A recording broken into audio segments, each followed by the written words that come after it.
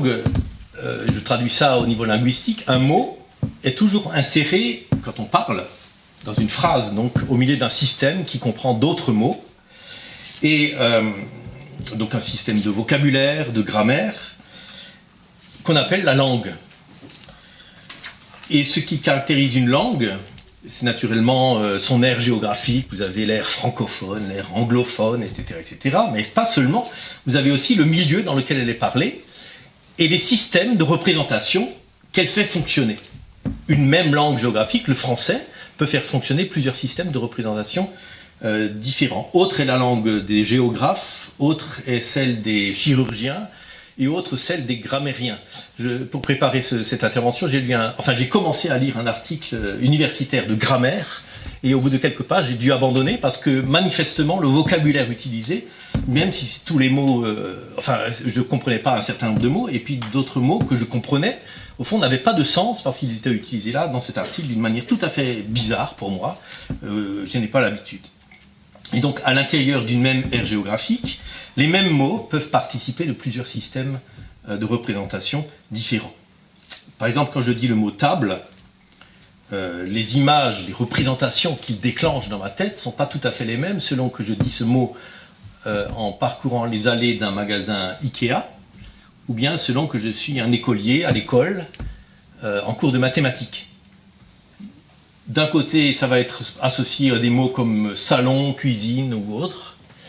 Et puis de l'autre côté, ça va être associé à des mots comme multiplication, interrogation, etc., etc. Le mot résurrection, lui, comme tous les autres, est aussi un déclencheur de représentation et lui aussi peut appartenir à plusieurs systèmes de représentation différents. Des systèmes qui ne sont d'ailleurs pas forcément religieux. Le terme lui-même est bien sûr un terme religieux. Au fond, le français l'a créé à partir du latin d'église, théologique, resuscitare, qui lui-même a été créé, ou plutôt on a emprunté au latin classique un mot tout à fait banal qui signifie réveiller, tout simplement, d'ailleurs comme en grec. Et on lui a appliqué un sens tout à fait précis dans le cadre de la théologie chrétienne, et ça a donné dans les civilisations qui ont été marquées par le latin et par le christianisme, le mot « ressuscité », qui est un mot théologique. Mais un mot théologique qui est aussi passé dans le langage courant, souvent sous forme métaphorique, mais pas uniquement. D'ailleurs, parfois, la limite entre l'utilisation métaphorique du langage et l'utilisation littérale, si ça peut exister, elle est assez floue. Alors, dans le contexte qui est le nôtre, ce soir, je mentionne juste deux systèmes de représentation différents, mais qui sont alors issus, qui relèvent, de la tradition théologique chrétienne. Il y en a bien sûr d'autres aussi. J'en prends deux, tout simplement, parce que c'est les deux qui m'animent, dans lesquels j'ai grandi, qui m'ont nourri, qui me nourrissent toujours, d'ailleurs, par les lectures, les rencontres, les conversations, la lecture de la Bible, entre autres, mais pas uniquement. Le premier système est celui qu'on peut appeler, disons, l'histoire du salut. Alors, il y a plusieurs variantes à l'intérieur de ce système-là, et d'ailleurs, il y a des tuilages et des intersections. Et sans doute que tous les tenants de l'histoire du salut ne seraient sans doute pas d'accord avec tous les aspects que je vais décrire maintenant. Mais disons globalement que ce système, au fond, se représente l'existence, la vie humaine, ou l'histoire de l'humanité comme une espèce de segment de droite. Une droite, c'est infini, ça n'a pas de bout ni d'un côté ni d'un l'autre, mais un segment, on prend un morceau de la droite, et l'histoire, c'est ce segment de la droite de l'éternité, et ce segment commence avec la création, et s'achève avec l'établissement du règne de Dieu. Elle s'appelle Histoire du salut, parce qu'elle consiste dans le sauvetage de cette tragédie du péché, et donc l'acte de Dieu qui, pour sauver l'humanité, du néant que ce mot péché désigne. Au centre de cette histoire, donc de ce segment, pas au centre forcément chronologique bien sûr, mais au centre, disons, au centre logique, le pivot de cette histoire, voilà. Il y a un épisode à deux faces, la mort et la résurrection de Jésus de Nazareth, à partir de laquelle est annoncée la bonne nouvelle du salut. Une bonne nouvelle déjà présente en germe dans l'Ancien Testament, mais désormais pleinement manifestée. Jésus, le Christ, crucifié et ressuscité, est celui que les prophètes espéraient et annonçaient sans en avoir conscience, mais qu'ils désignent par leur texte, et celui dont les apôtres et les chrétiens témoignent depuis 2000 ans. Et donc, le témoignage des apôtres est lui-même de type historique. Pourquoi ? Parce qu'il se déploie dans les trois orientations du temps, supposées en tout cas, par ce système, c'est-à-dire le passé. Jésus a été promis, il est venu, il est mort, il est ressuscité, il y a 2000 ans. Le présent, il siège désormais à la droite de Dieu, mais il vient également au présent dans la prédication chrétienne au sens large, une prédication que l'Esprit de Dieu fait devenir expérience de foi pour ceux qui l'écoutent. Et puis le futur, ou l'avenir, il viendra de là, et Dieu établira son règne dans la nouvelle Jérusalem, etc., sur une nouvelle terre où la justice habitera et où la mort ne sera plus, pour reprendre les mots de l'Apocalypse de Jean.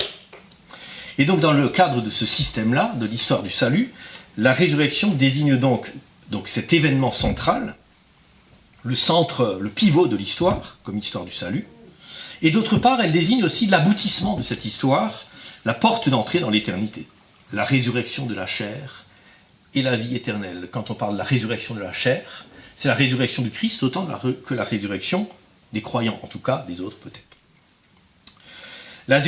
Donc la résurrection passée de Jésus de Nazareth est l'objet de la foi chrétienne.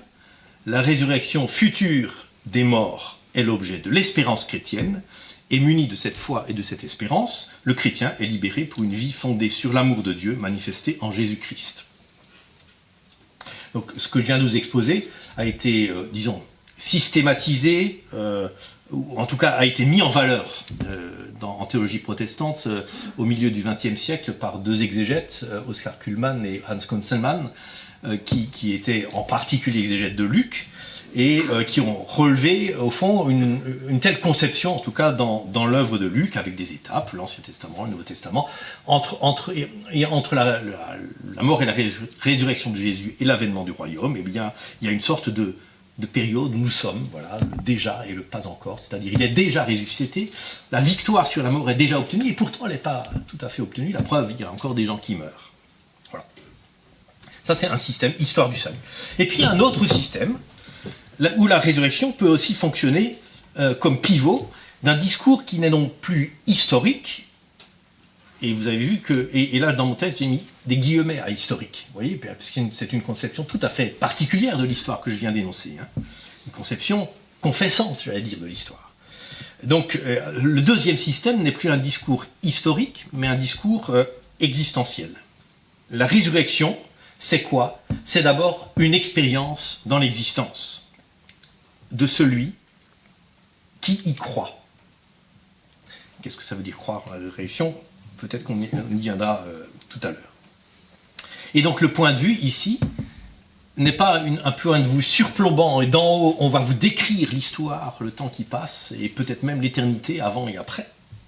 Mais au fond on va décrire ce qui se passe de l'intérieur même de l'histoire, d'une histoire personnelle de quelqu'un qui est touché par la parole de la résurrection. Le discours existentiel assume d'être un discours qui est produit par une histoire tout à fait concrète. Il s'exprime de l'intérieur de l'histoire pour rendre compte d'un événement au sens fort. Qu'est-ce que c'est qu'un événement au sens fort ? C'est précisément, et c'est là qu'est le paradoxe, un événement qui ne se déduit pas de l'histoire, qui n'appartient pas tout entier à l'histoire, mais qui entre dans l'histoire, qui s'introduit de l'extérieur dans l'histoire, et du coup la réoriente, lui faut prendre un nouveau chemin. Mais je ne peux en témoigner que de l'intérieur de l'histoire que je vis. Autrement dit, l'éternité, c'est pas simplement les deux bouts, enfin c'est pas un bout justement, ce qui prolonge la droite d'un côté et de l'autre côté de l'histoire, donc vers l'amont et vers l'aval, avant la création et après la fin des temps. Si on dit avant la création et après la fin des temps, ça suppose qu'il y ait du temps encore, vous voyez, c'est presque une contradiction dans les termes. Mais le discours existentiel, au fond, pour le discours existentiel, au fond, l'éternité, c'est quoi ? C'est une nouvelle dimension que prend le temps quand il est rencontré par l'événement.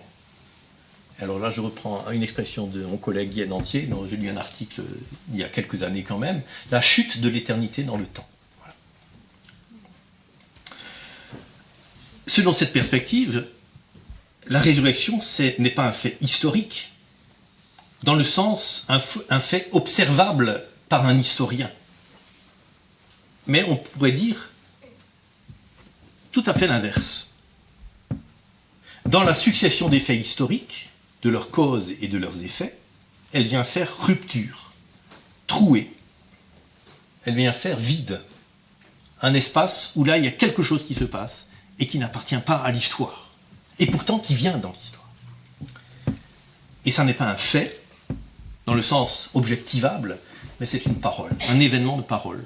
Bultmann a appelé ça le kérigme. Alors j'insiste sur le bouleversement de notre compréhension du langage que ça signifie. Pourquoi ? Parce qu'habituellement, on a en tête qu'il y a des faits historiques que je peux filmer à la limite. Enfin, j'aurais pu les filmer il y a longtemps s'il y avait des caméras. Et ensuite, on va parler de ces faits. On va raconter l'histoire de ces faits comme ils se sont déroulés. On va essayer de décrire la réalité. Et donc la parole, c'est un outil, dans ce sens-là, qui permet la transmission des faits, mais ce qui compte, c'est que les faits aient réellement eu lieu. Moins de paroles et plus de faits, réclame-t-on surtout en période électorale. Et puis, il y a des sortes de paroles, si on a cette conception du langage, il y a une sorte de parole qui s'appelle la promesse. Alors la promesse est une forme de parole plus ou moins optionnelle et de toute façon incertaine. Elle n'engage que ceux qui les croient, comme vient de dire James. Mais vous voyez que dans la perspective dont je suis en train de parler, c'est exactement l'inverse. Ce qui est premier, c'est la parole. Je vous renvoie au premier mot de l'évangile de Jean. Au commencement était la parole, et la parole était avec Dieu, et la parole était Dieu. C'est quand même assez révolutionnaire comme phrase. Au commencement, on n'était pas Dieu, au commencement était la parole, et la parole était avec Dieu, et la parole était Dieu. Dieu vient après. Enfin, le mot Dieu vient après. On pourrait dire que le fait primordial, si on peut dire ça comme ça, c'est précisément la parole. Et plus précisément, la parole comme promesse, c'est-à-dire la parole qui change la vie de celui qui la croit. Je cite le Jésus de l'évangile de Jean. En vérité, je vous le dis, celui qui écoute ma parole et qui croit à celui qui m'a envoyé a la vie éternelle et ne vient point en jugement, mais il est passé de la mort à la vie. Et donc la résurrection, c'est quoi ? C'est l'événement de parole par lequel je me reconnais comme mort et ressuscité en Christ. La lecture du Nouveau Testament vient appuyer cette conception de la résurrection par le simple fait que la résurrection de Jésus n'y est jamais décrite comme on décrit un fait objectif, précisément. La mort de Jésus, elle est décrite, même en long, en large et en travers, si on peut dire ça comme ça. La résurrection de Jésus, quand elle est signifiée comme témoignage de la rencontre du Christ vivant, c'est-à-dire du Christ parlant, de laquelle naît la foi des apôtres. Je vous renvoie à la fin de l'évangile de Luc, où le dernier chapitre, c'est une grande conversation. Où l'essentiel de ce chapitre, c'est une grande conversation entre quelqu'un et des disciples. Et il s'avère que tout à coup, quand ils le reconnaissent, il échappe à leurs yeux, il échappe à leur vue. Ça n'est pas un fait, c'est une parole. Alors dans le cadre de ces deux systèmes de représentation, la résurrection fonctionne donc pour l'un comme un fait quasi historique et pour l'autre comme une expérience existentielle. Je radicalise un peu les traits. Et dans les débats ecclésiaux, dans les débats théologiques, il n'est pas rare que les deux discours soient pris dans cette espèce de rhétorique de l'opposition que les intellectuels aiment bien manier et à laquelle d'ailleurs les limites de chacun des systèmes fournissent des arguments. Le système de l'histoire du salut, de représentation de la résurrection dans le cadre de l'histoire du salut, est assez difficile à tenir. D'abord du point de vue exégétique, parce que les discours des auteurs bibliques sur le sujet ne sont pas forcément tous harmonisables, et parfois même quand on lit un seul auteur, et je pense à Paul, on voit qu'il a des discours qui sont difficiles à mettre ensemble, à tracer une ligne, au fond, à décrire la résurrection du début à la fin, d'une manière tout à fait cohérente. Ce système de l'histoire du salut est aussi assez difficile à tenir, parce que si on essaie de creuser un tout petit peu cette conception, eh bien ça donne des choses assez difficiles à tenir. Ça cause plus de problèmes au fond que ça n'en crée. Et je vous renvoie là à un autre épisode auquel James a fait allusion dans l'évangile de Matthieu, mais je le connais plus dans l'évangile de Luc, où les Sadducéens précisément qui ne croient pas à la résurrection posent une colle à Jésus et lui disent il y avait une femme, la loi de Moïse nous demande aux frères, non, quand le mari d'une femme meurt, la loi de Moïse impose ou demande aux frères de ce mari d'épouser la veuve pour que les enfants qui naîtront soient considérés comme les enfants du mari décédé. La loi du Lévira. Et alors la colle, c'est arrivé 7 fois dans la vie d'une dame, elle a épuisé successivement 7 frères qui sont tous morts. Et alors à la résurrection, duquel sera-t-elle la femme? Lequel sera son mari? Parce que les 7 l'ont eu pour femme. Est-ce qu'elle sera polyandre, c'est qu'il y a l'abomination de la désolation, naturellement.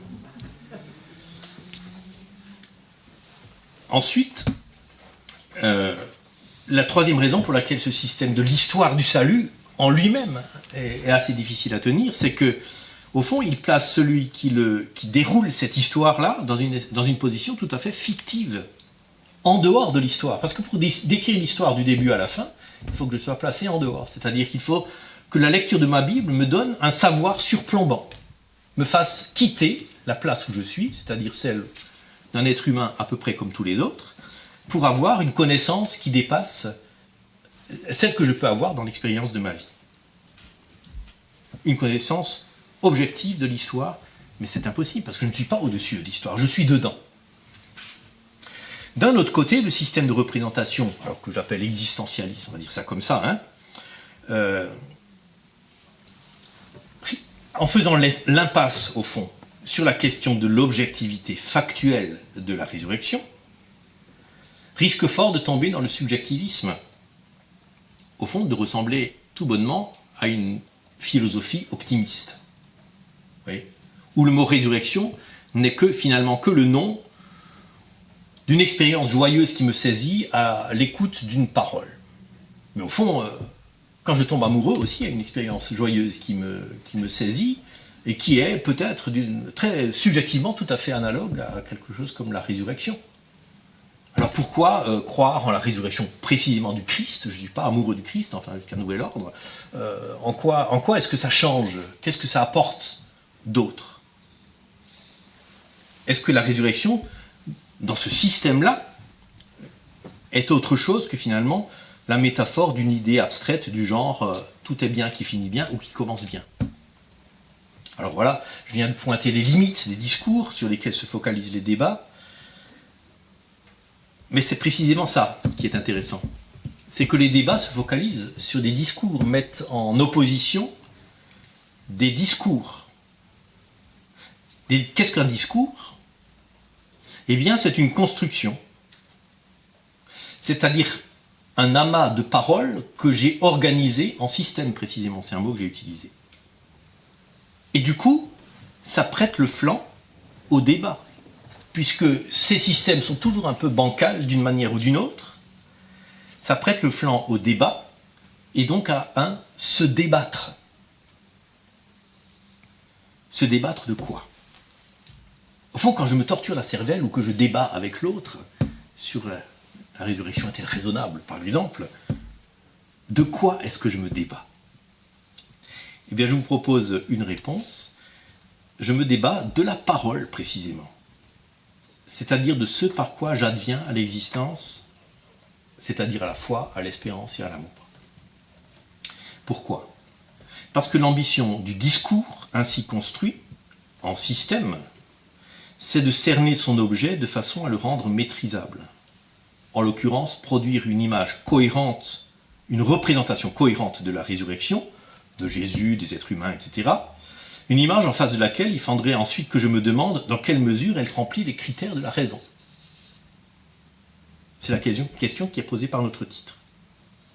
Et ensuite, une fois que j'ai rempli, que au fond, si cette image de la résurrection entre dans les critères de ma raison, je peux enfin décider de la faire mienne. Je peux y adhérer. Et selon que je suis plus ou moins ouvert, j'admettrai alors que d'autres, parce que leur raison est fondée, formée par d'autres discours, d'autres éducations, d'autres cultures, etc., je peux comprendre que d'autres adoptent d'autres discours, d'autres représentations et d'autres systèmes, dans une espèce de polythéisme intellectuel où chacun trouve son compte. Ça, c'est l'ambition du discours, et de ce qui fait débat aussi dans le discours. L'ambition de la parole, elle, est autre. Elle est beaucoup plus directe, en fait. Elle est de saisir celui qui l'écoute et de le ressusciter. Si j'accorde quelques crédits à l'étymologie, la parole, c'est quoi ? Le mot parole, c'est simplement la contraction du mot parabole. C'est quoi ? Une parabole, c'est des mots dont la puissance réside dans leur incapacité assumée à décrire, à mettre en boîte ou en formule la vérité, conjointe à leur prétention tout aussi assumée d'offrir la vérité à saisir dans le fait même qu'ils sont adressés à qui les entend. Si vous voulez, parce que la phrase est un peu longue, je vous donne une illustration, une parabole de ça. Quand quelqu'un vous dit « je t'aime », ça, c'est une parabole. Oui. D'autre part,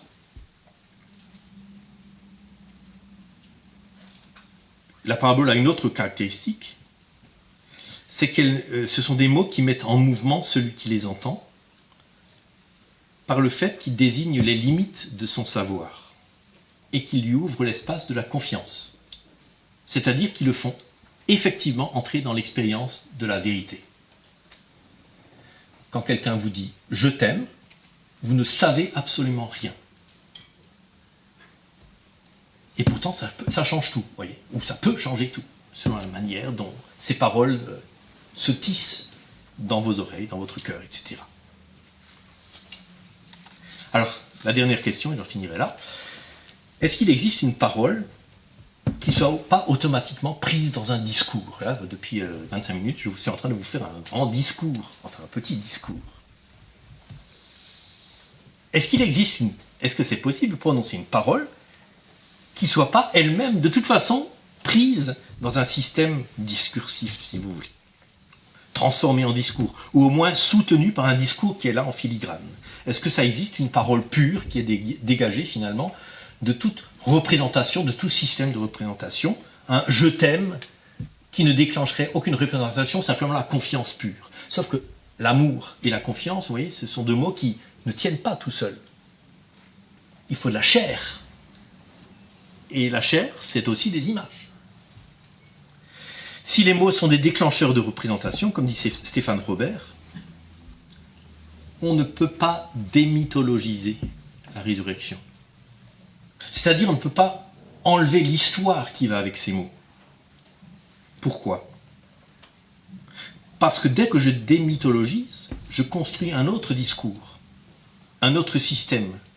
Un système de mots abstraits qui n'auront d'autre destin que de fonctionner comme un certain nombre de mots de la théologie classique, c'est-à-dire, selon les personnes à qui ils s'adressent, ou qu'ils rencontrent, comme des clés qui ouvrent effectivement la porte de l'expérience subjective de la vérité, ou bien comme des voiles qui l'empêchent. Alors est-ce qu'on est condamné à se tenir éloigné de tout système ? Et non, parce que ça serait tout simplement renoncer à parler. Et pire encore, ça serait renoncer à écouter. Alors c'est bien la parole et l'écoute qui fait l'humain. Alors à quoi sommes-nous invités? Peut-être à prendre les représentations pour ce qu'elles sont, justement. Des représentations, au pluriel. Des représentations dont il est paradoxalement bénéfique qu'elles ne soient ni complètes, ni cohérentes entre elles dans un même système, et que les systèmes eux-mêmes soient difficiles à harmoniser, ou plus exactement, qu'il soit difficile, ou plutôt impossible, d'unifier tous ces systèmes en un système qui serait enfin le vrai et pour lequel nous aurions le dernier mot sur la résurrection. J'ai depuis longtemps été impressionné par une parole que tous ceux qui ont été au catéchisme la connaissent forcément. C'est le 2e commandement. Tu ne te feras pas de sculpture ni de forme de ce qui existe dans le ciel, sur la terre, etc. Et tu ne te prosterneras pas devant elle. Il est impossible de ne pas se faire des images, des formes, de ne pas se représenter la résurrection. Qu'elle soit comme quelque chose qui m'est promis, ou qu'elle soit comme quelque chose qui m'est accordé ici et maintenant, ou qui m'a été accordé depuis 2000 ans, ce qui à mon avis n'est pas du tout incompatible, mais au contraire qui s'harmonise dans une harmonie qui dépasse de loin les logiques et la raison. Je ne peux pas ne pas me faire de représentation, mais précisément, cette représentation n'est pas faite, ou ces représentations ne sont pas faites, elles sont reçues. Ce ne sont pas des images taillées, comme disait la version seconde, il ne fera pas d'images taillées. Pourquoi? Parce qu'elles sont sans cesse remises en question par d'autres représentations. Et ce questionnement constant est paradoxalement le lieu de la foi. Pourquoi? Parce qu'il signale et il tourne autour de la trouée des systèmes de représentation, de là où aucun système ne peut plus rien représenter, justement. Au fond, il circule autour du tombeau vide. Il parle du Christ crucifié et ressuscité comme celui qui est impossible à saisir, à toucher même, mais dont la main ou la parole, et je fais exprès ces deux termes, la main ou la parole, ils sont interchangeables ces termes. Ce Christ dont la main ou la parole nous saisit et nous fait vivre. Voilà. Je vous remercie.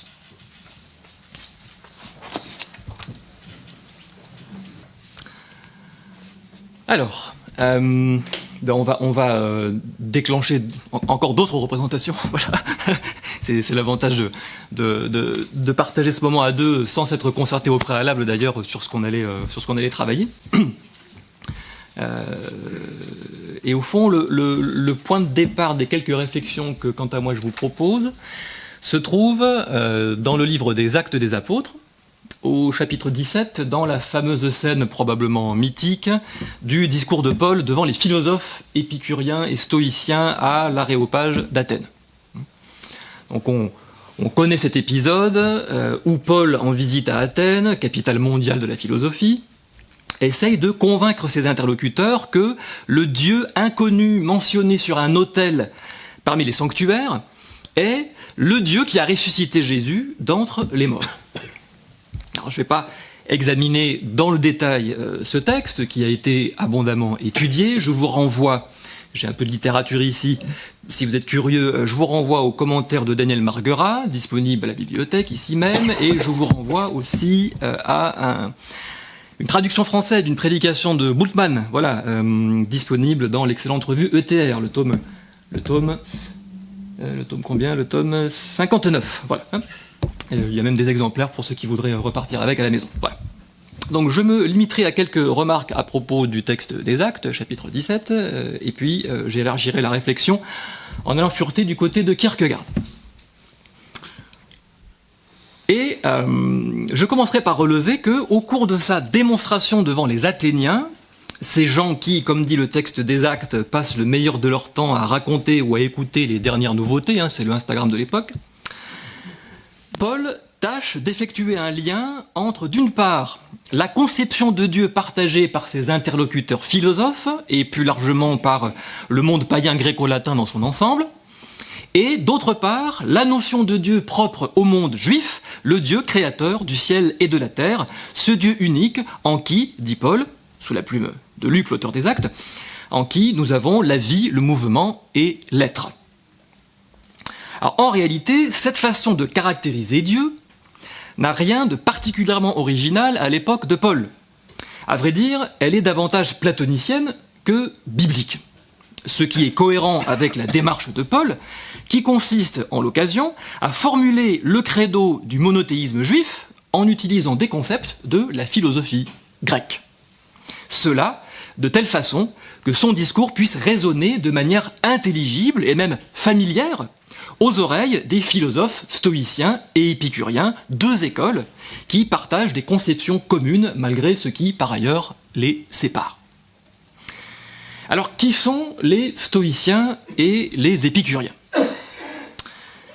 Disons, pour faire très court, que les stoïciens professent une forme de panthéisme selon lequel il existe un principe rationnel qui préside à l'ordonnance de l'univers et auquel l'individu doit adapter sa conduite.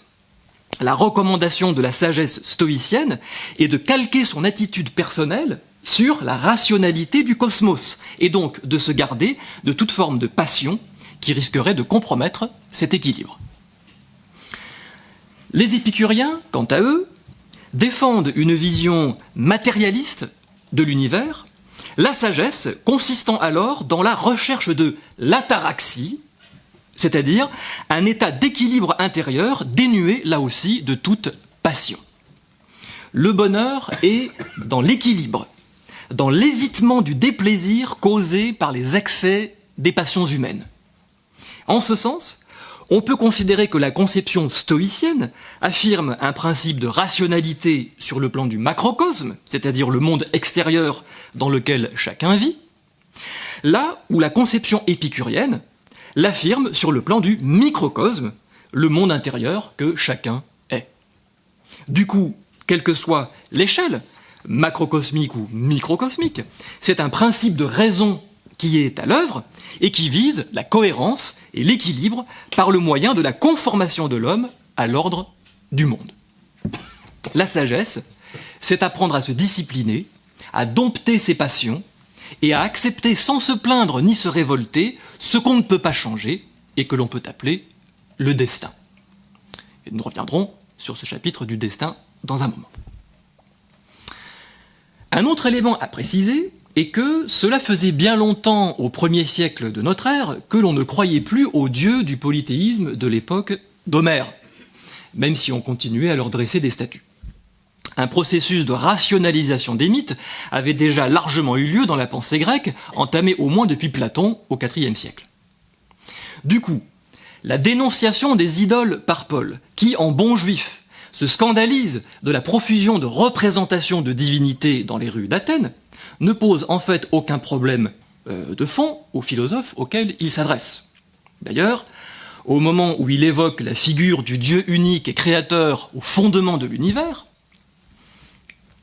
et dont les êtres humains sont pour ainsi dire les dérivés ou les créatures, Paul cite non pas les écritures juives, mais un poète païen, qu'on identifie comme un dénommé Aratos, poète sicilien du IIIe siècle.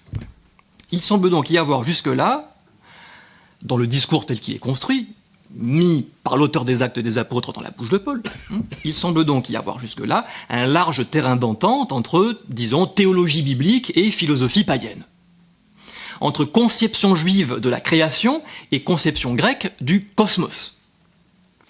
Ce qui pousse de nombreux commentateurs à lire cet épisode comme, je cite Daniel Marguerat, un exercice d'inculturation du message biblique en contexte hellénistique.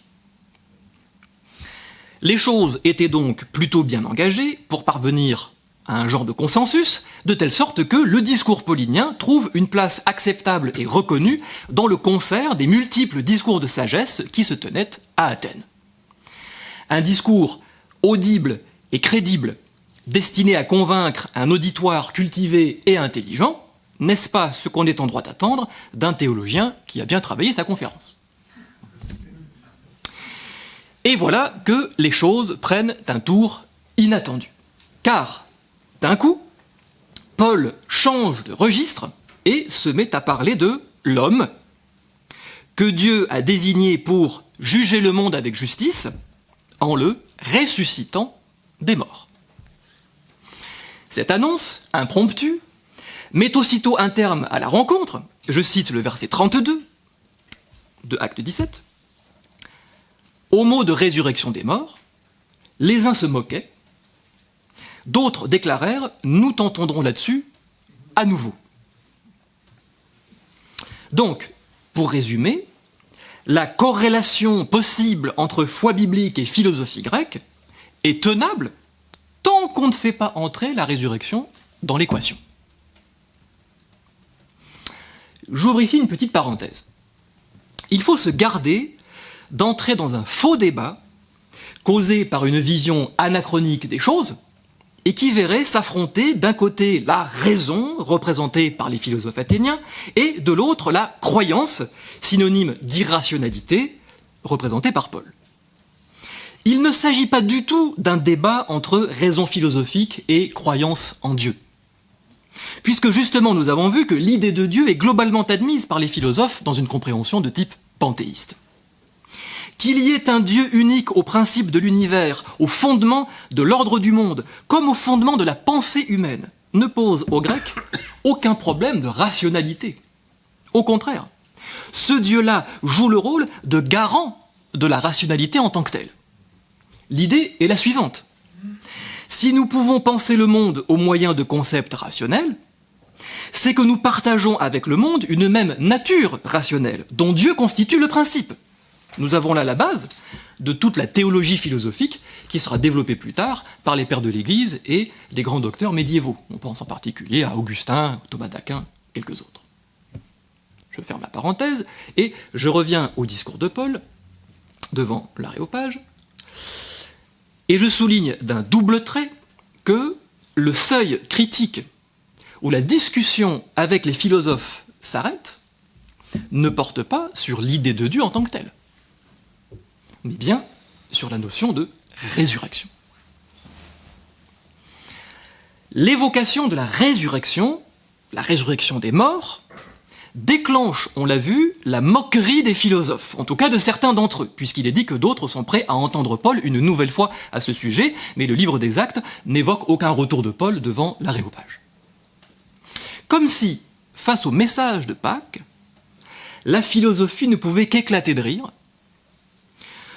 ou alors laisser les choses en suspens, surseoir, remettre au lendemain. D'où la question qui donne son titre à ma conférence: la résurrection est-elle une blague? Pour le philosophe qui pourtant par ailleurs admet l'idée de Dieu, manifestement, oui, la résurrection est une blague. Le verbe utilisé dans le texte des Actes pour se moquer est le verbe en grec kleuazo, fondé sur la racine kleué qui signifie blague, joke, dans le dictionnaire grec-anglais que j'ai pu consulter. On trouve une autre occurrence de ce terme, une variante construite sur la même racine, diakleuazo, en Acte 2.13, à la fin de l'épisode de la Pentecôte à Jérusalem.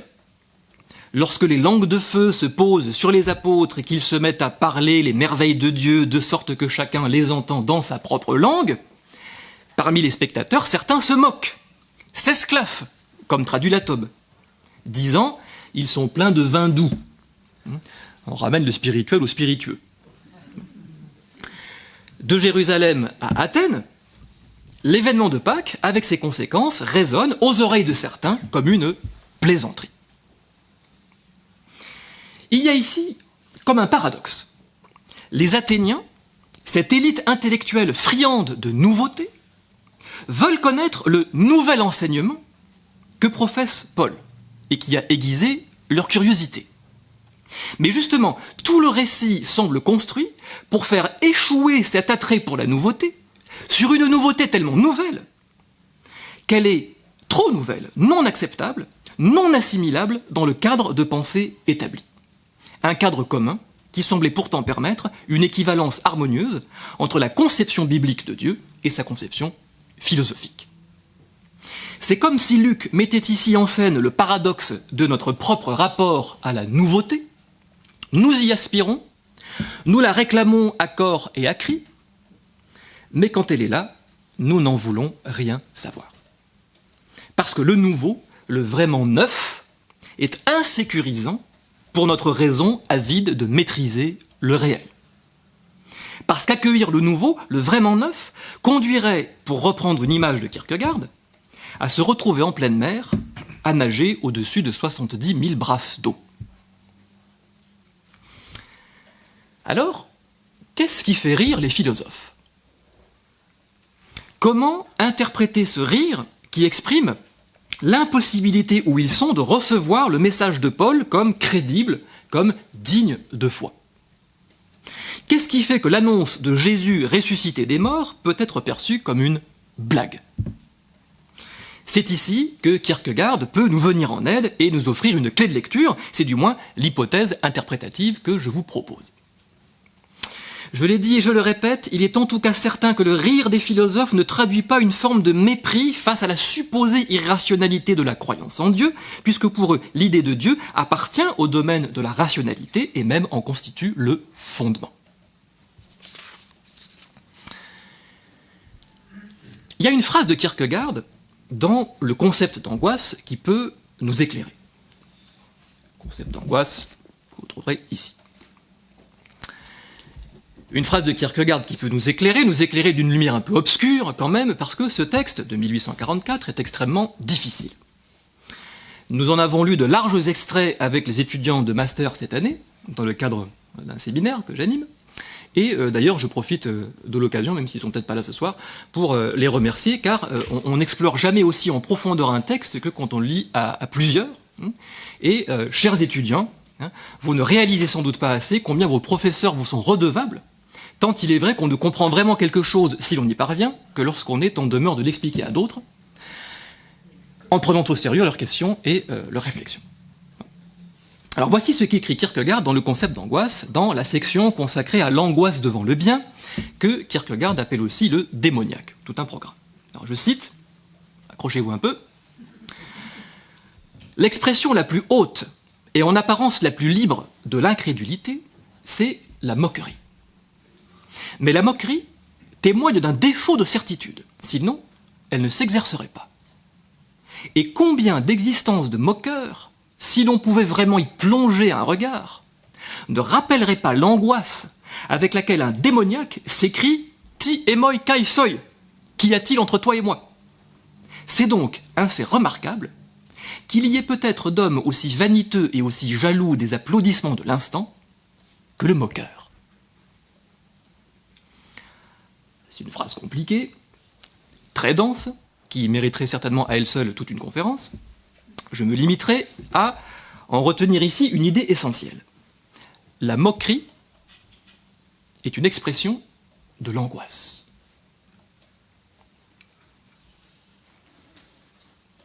Si j'applique cette hypothèse au texte des Actes, je suis conduit à dire que le rire des philosophes face au message de Pâques, qui appelle à la conversion et à la foi, est non pas le rire un peu hautain de l'esprit supérieur qui ne se laissera pas impressionner par des histoires de bonnes femmes ou de bonhommes, non pas le rire un peu paternaliste de l'adulte qui ne se laissera pas attraper par des contes pour enfants, non pas le rire de l'individu sensé face aux affabulations d'un simplet qui a trop d'imagination, non, c'est un rire d'angoisse.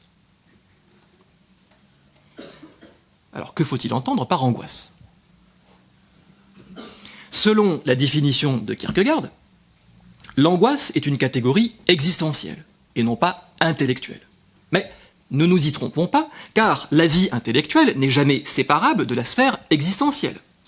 Nous sommes des êtres existants pensants. Bon, il y a bien de la chair qui est en jeu, y compris dans l'activité intellectuelle.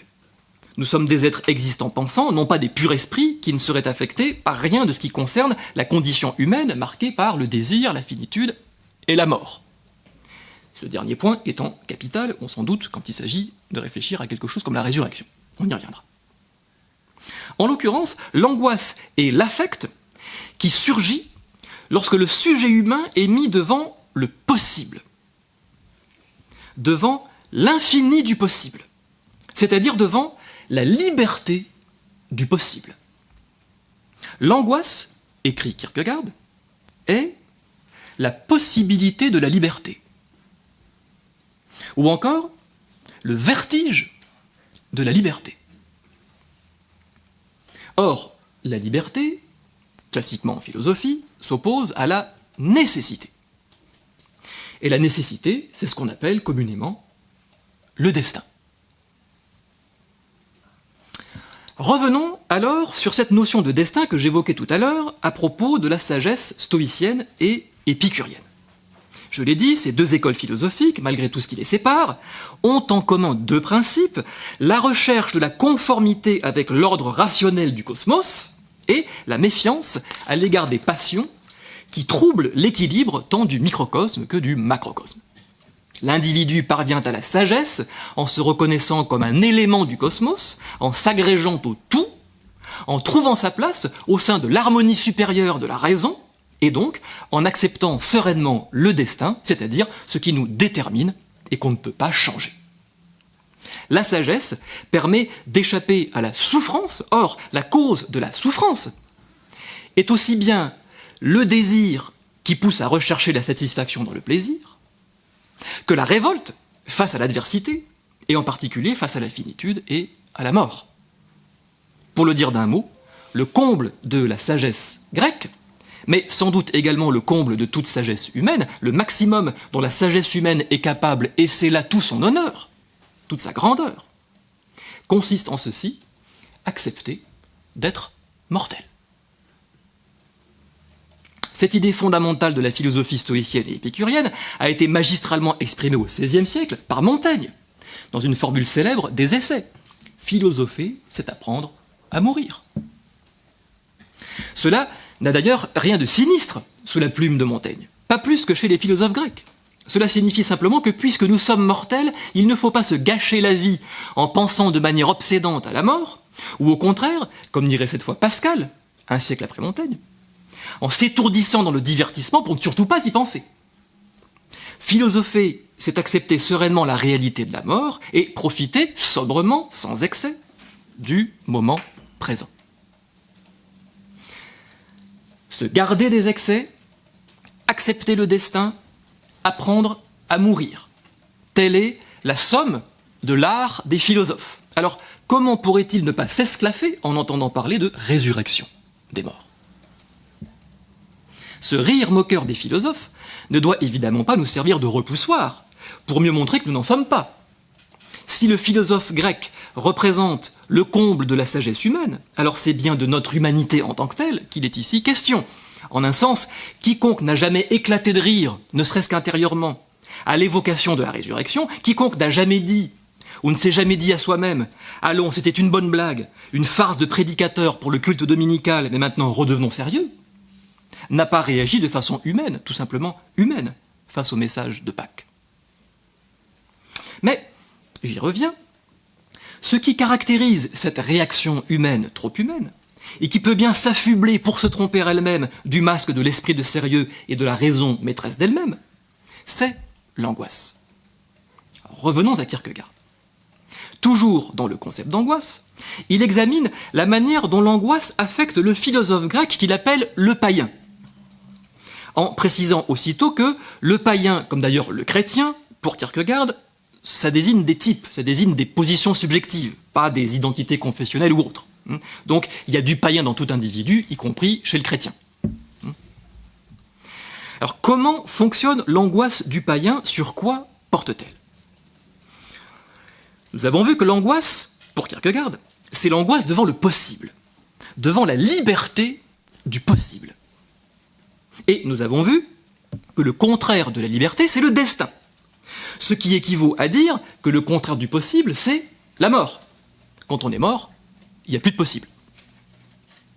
Accepter d'être mortel, accepter le destin, c'est renoncer aussi bien au possible qu'à la liberté. Eh bien, ce renoncement qui est le ressort de la sagesse païenne, qui en fait toute la grandeur, encore une fois, est tout d'un coup dévoilé par l'annonce de Pâques pour ce qu'il est en réalité, une forme d'angoisse qui s'ignore. Le sage, qui se moque en entendant parler de la résurrection des morts, révèle sans s'en apercevoir l'angoisse terrible et profonde qui se niche au cœur même de la sagesse dont il est si fier. L'angoisse du sage païen est relative au destin, mais il faut ici être très précis. Le destin, on l'a dit, c'est l'absence de liberté.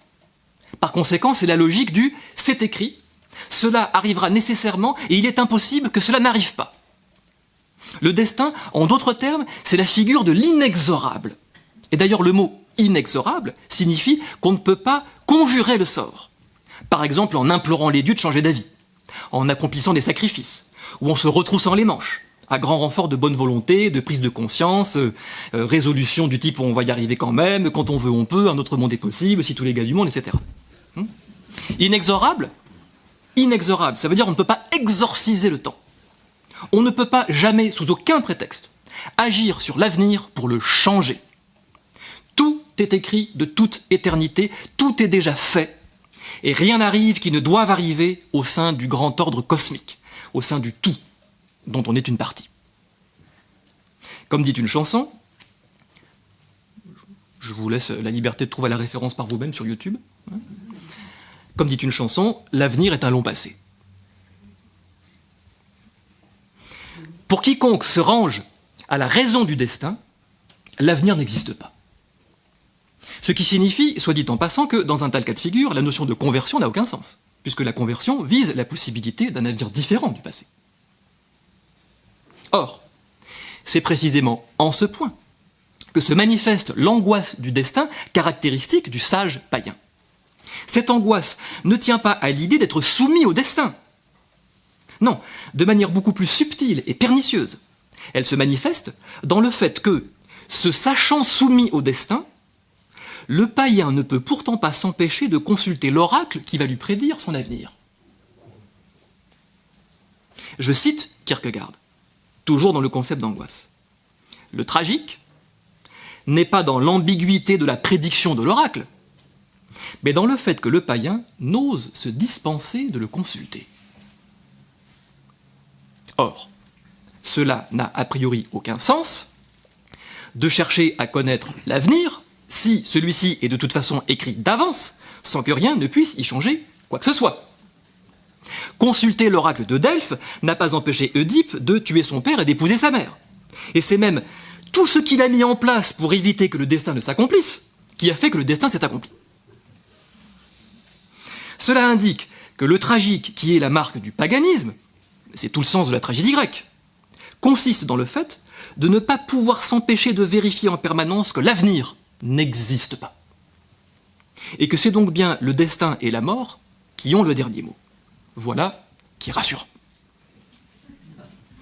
Oui, ce qui fait de la condition païenne une condition tragique, ce qui fait donc en un sens le tragique même de toute sagesse humaine, peut-être même le tragique de toute philosophie, c'est à voir, c'est le fond d'angoisse qui la constitue, une angoisse qui ne se rapporte à l'avenir que pour le désamorcer, le tenir à distance, le récuser, une angoisse qui cherche donc à conjurer la liberté du possible. Ainsi, pour le sage païen, il est possible et même recommandé de s'accommoder de l'idée de destin, mais il est impossible et même dangereux de se laisser aller à croire en l'avenir. Dit autrement, ce que le sage redoute, et dont l'évocation le fait rire d'un rire qui dissimule mal son angoisse, c'est qu'il puisse exister un avenir digne de ce nom. Un avenir qui ne soit pas la répétition sans fin du passé. Un avenir qui soit, en d'autres termes, un commencement nouveau. Que signifie résurrection des morts? En effet, rien moins, dans le contexte en tout cas auquel je me réfère ici, rien moins que la libération de l'avenir et l'abolition du destin, c'est-à-dire l'abolition de ce qui, pour le philosophe païen, ne peut pas être aboli. La mort est notre destin. Voilà la somme de toute sagesse humaine. L'individu cultivé, intelligent et raisonnable qui rit à l'évocation de la résurrection manifeste donc par là qu'il est angoissé non pas par le destin et par la mort, mais en fait par la liberté et par la vie. Ce qu'il redoute par-dessus tout, ce qu'il redoute plus que la mort même, c'est la possibilité d'une nouvelle naissance, c'est-à-dire la liberté d'un avenir qui ne soit pas inscrit dans la cosmologie du destin. Arrivé à ce stade, et pour conclure, il faut franchir un pas de plus et souligner ceci. Ce qui est l'objet véritable de l'angoisse du païen, c'est la foi. Parce que la foi, au sens de Kierkegaard, sans doute aussi au sens de Paul, la foi, c'est l'ouverture au possible. La foi, c'est l'ouverture à l'infinie liberté du possible, en vertu de laquelle, avec la résurrection d'un homme, une brèche s'est ouverte dans le mur du destin, permettant qu'un commencement nouveau, une nouveauté réelle, advienne dans le monde.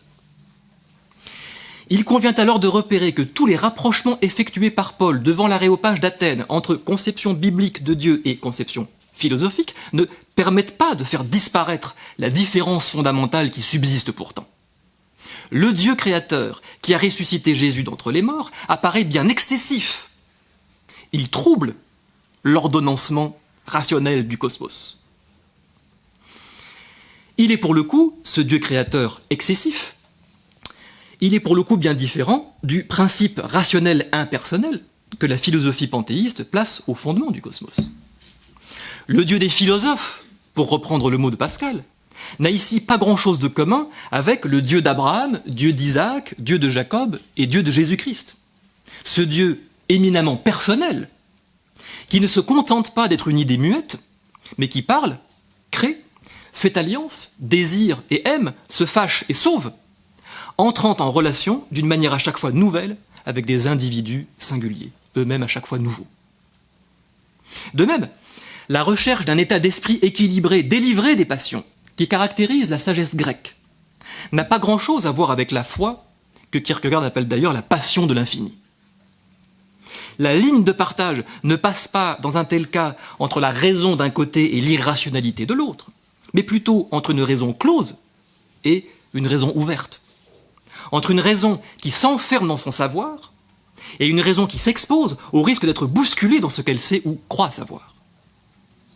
Dans un autre de ses ouvrages, datant de 1849, La maladie à la mort, qu'on traduit aussi Traité du désespoir, Kierkegaard a ce mot, je cite, « Dieu, c'est le fait que tout est possible ». Ou le fait que tout est possible à Dieu. Dieu, c'est le fait que tout est possible, ou le fait que tout est possible à Dieu. Cela signifie, dans la mesure où le possible et la liberté se correspondent, que Dieu est libre, que Dieu est liberté. C'est ce que croit la foi et que redoute la sagesse. Et ma foi, ira bien qui rira le dernier. Je m'arrête.